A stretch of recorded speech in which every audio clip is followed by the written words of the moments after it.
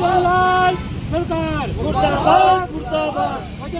आपका पुराना सोना भारत की नई ताकत। इस साल तनिष्क लेकर आया है एक अनोखी पहल, तनिष्क गोल्ड एक्सचेंज, जहां आप अपने पुराने सोने को नए गहनों में बदल सकते हैं, वो भी बिना किसी डिडक्शन के। तनिष्क गोल्ड एक्सचेंज अब वैशाली नगर अजमेर में उपलब्ध है।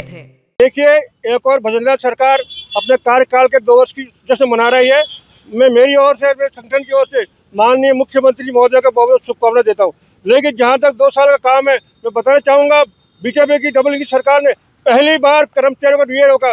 पेंशन का 3 महीने डीए रोक लिया। 5 लाख कर्मचारियों का लगभग 95 से 100 करोड़ में डीए रोक लिया।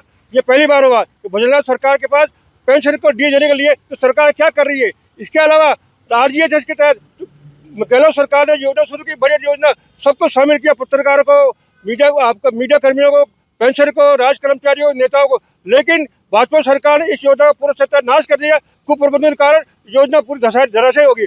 पेंशन को इलाज नहीं मिल रहा है। जिले में कोई चल जाओ, कोई डॉक्टरी आरजीएस दवाई लिख नहीं रहा है।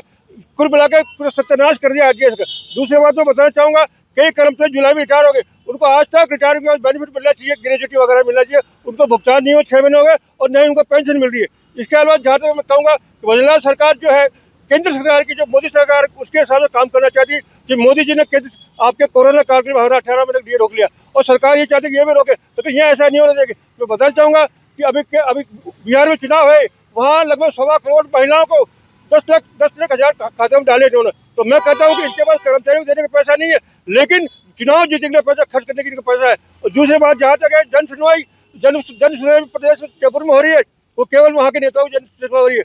आम जनता की जन सुनवाई वाला कोई नहीं है। यह सब लावारिस है। मैं कहूँ वैसे जिला मुख्यालय पर भी हर महीने जन सुनवाई होती है, लेकिन ये फॉर्मेलिटी है, कोई सुनवाई नहीं होती। 100 आदमी आए, उनका 2 का काम होगा, बाकी 98।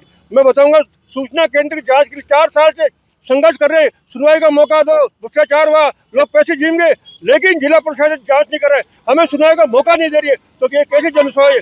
कुल मिला के बीजेपी की सरकार के 2 साल का कुशासन पूरी तरह निराशा चलेगा। दूसरी बात, सरकार कहती है कि हमने योजनाएं पूरी कर ली, 70% वादे हमने पूरे कर लिए।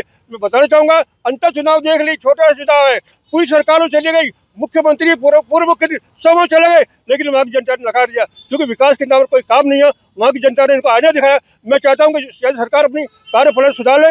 और अभी जो विधानसभा चुनाव होंगे, पंचायतों के, नगर निगम के, और 3 साल बाद विधानसभा चुनाव, पूरे प्रदेश के आईना दिखाएगी और इस तरह देश करेगी सरकार।